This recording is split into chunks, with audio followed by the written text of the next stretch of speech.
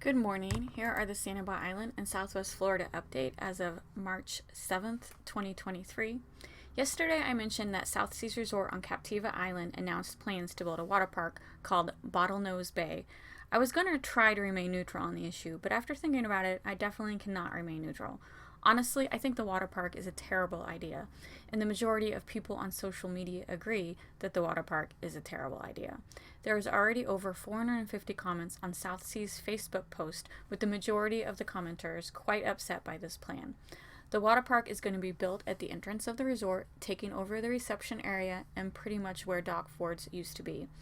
Sometimes the line to get past South Sea's security gate was already pretty long. I remember waiting over an hour one time.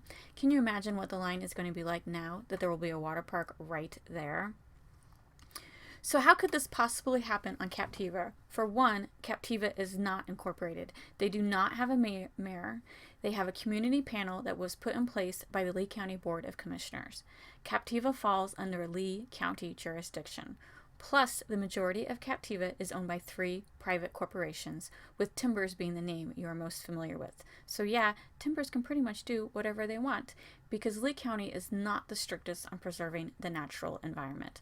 Please remember, Captiva and Sanibel are 2 completely different islands, with Sanibel being a lot stricter on what they allow on their island. Sanibel is also more focused on preserving their natural environment.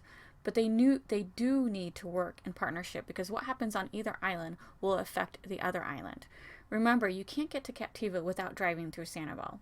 I will definitely be keeping a close eye on this development and keep you updated. In good news, the Blue Rendezous is returning to Sanibel Island. Right after the hurricane, their landlord decided to terminate their lease, and the location was snatched up by Fish, the island's nonprofit. It seemed a bit unfair to me, but gossip died down pretty quickly because nobody on Sanibel wants to badmouth their main nonprofit. Luckily, the Blue Rendezvous French Bistro has found a new landlord. They are located at 751 Tarpon Bay Road. That location was built in 1925. The last restaurant there was an Italian restaurant called El Terrace Ristorante. I'm sure I'm butchering that name.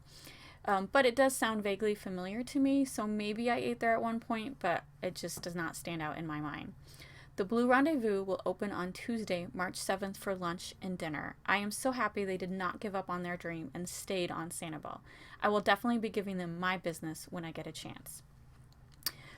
Tuesday, March 7th will be a very busy day on Sanibel. Not only is it election day, but the City Council will also hold their monthly meeting, which will include hurricane-related updates. I can't wait to see if Holly Smith gets reelected as mayor, or if there will be a new mayor. I'm sure you could have guessed by now. At this point, I'm really hoping Holly Smith wins. Thanks for listening.